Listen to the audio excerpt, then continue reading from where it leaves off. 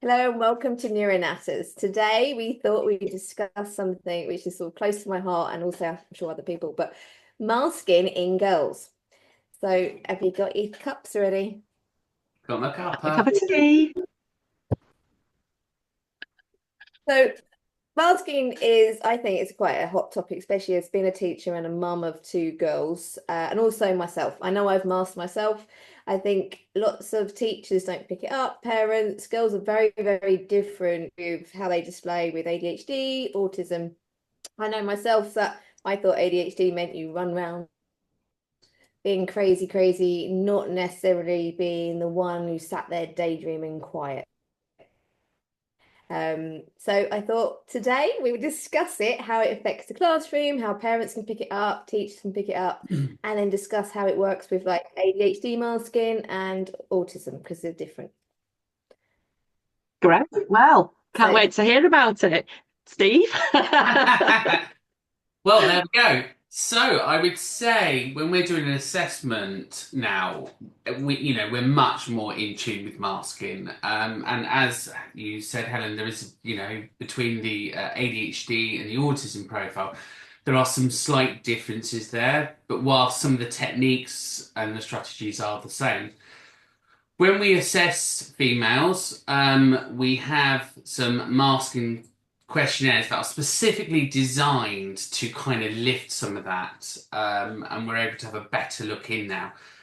So what I would say is it is, or it should now be, part of the assessment process. There's the camouflage Q questionnaires that does that, and I would say even with the ADOS is designed in such a way where it pushes you out that comfort zone, and it does make you want to act and say things maybe that you wouldn't really normally say or do because it's quite odd sometimes. And I know, Helen, you've done the ADOS, haven't you? And it does feel weird to do it sometimes, doesn't it? So I think you naturally get a much clearer profile through that. And then through ADHD, again, kind of when we're at school, I think when we have those snap forms back or those questionnaires back from the schools, if there's a massive gap between what the school's saying and what the parents saying, then that's probably because masking's taken place and the school just hasn't seen it. But the most typical giveaway for a parent is the moment that child walks through the door. And if they dysregulate,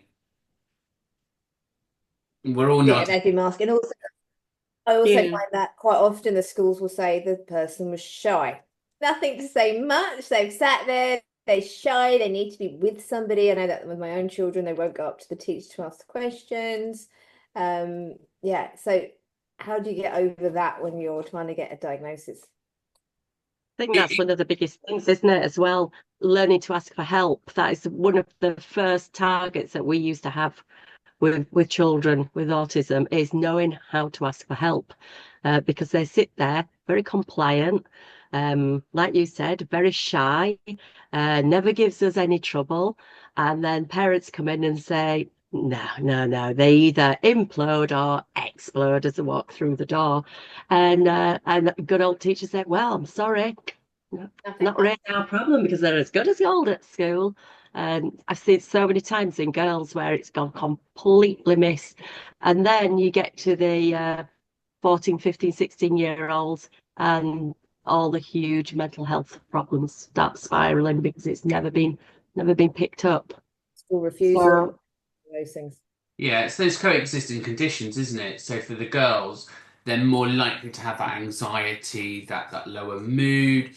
You may see an eating disorder coming out of it because of kind of that control, really. They can control food intake. So that might be that overeating or undereating.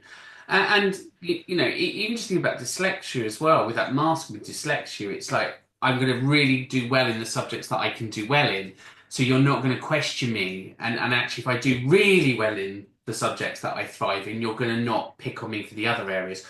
Or I'm going to put myself forward for the stuff that I know isn't going to involve reading or writing. So I'll do all the other jobs.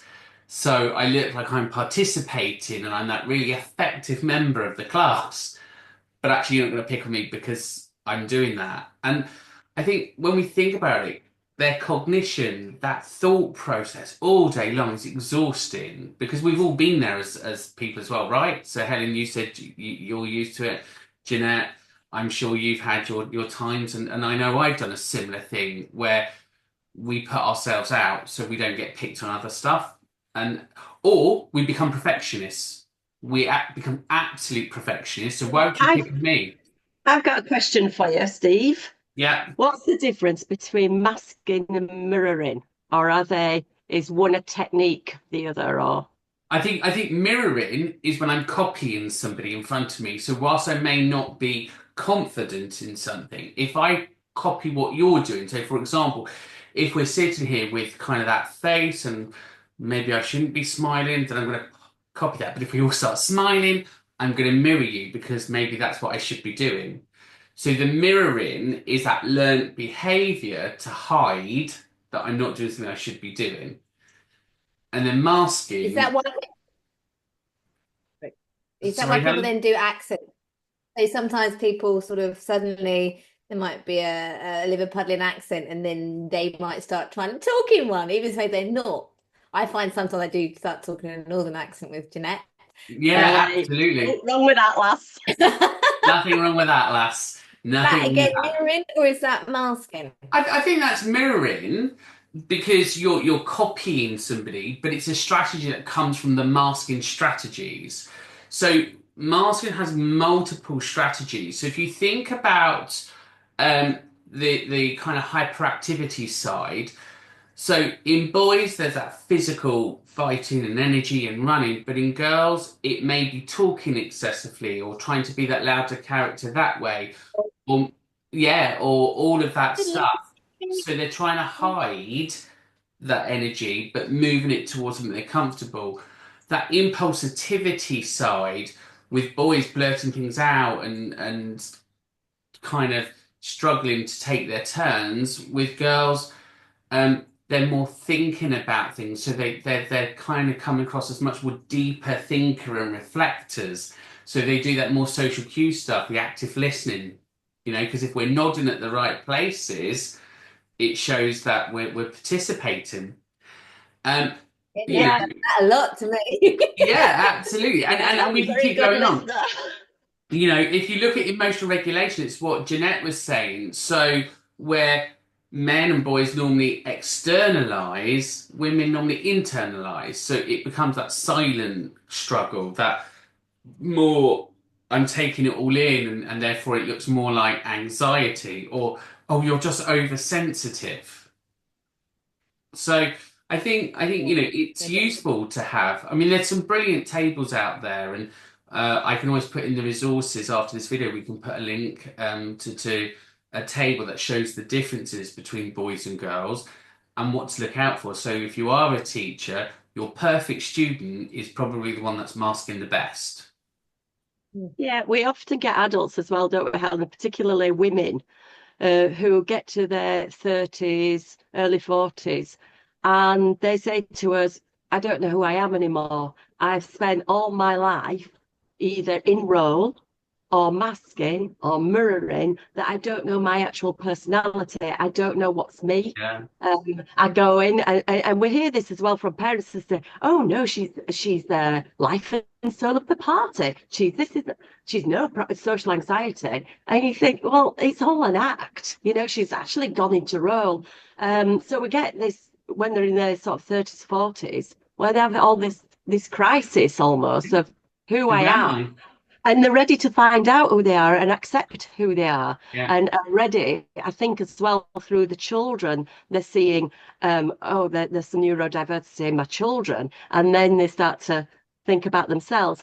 But I think there's a lot of social and emotional stuff, turbulence going on throughout their lives because they don't really know who they are I and watched accept who they a are. great video the other day. And you know those Russian dolls where you start off with a little Russian doll, and the presenter was saying, "Here's you." And then the next layer goes on, that's the amount of times you was told you were stupid to shut up. This is your next layer. That was the doll where you're not good enough and you're not fitting in. The next layer, This is you now having to achieve your best and be your best. The next layer, this is you because you have to do well at school in your GCSEs and your exams. This is your next layer. This is your life and work. This is your next layer. This is your family. He said, but in all of that is you at the beginning and the mid, that tiny little doll, and you've just forgotten who you are based on all of those layers through life. So, and I think that that kind of wraps up what you were saying in such a really lovely analogy that we are this Russian doll, aren't we? We've got all of these layers coming on top of us, Yeah. and it's And I quite think the important freeing. thing is to understand who we are, and if your child is or yourself are sort of masking, to actually accept at home. So you've got a really safe space. So you don't have to mask because it is so exhausting. So you can just be yourself, do your little quirks, whatever it is that you do, be allowed to do them without being judged. And I think that's the thing where we just got to go, you know what, that is me. Take me or leave it. And that's And quite odd. it's a compliment, isn't it? At the end of the Mm. day, it's a really backhanded compliment because no parent wants that dysregulated child. But actually, what that child's saying to you in a non-verbal communication style is, I feel safe. I'm Oh yeah, safe. yeah, but when they're misbehaving, it's please, probably just please help me. Yeah, Yeah. yeah, yeah, yeah. Help me, but I'm safe to offload with this.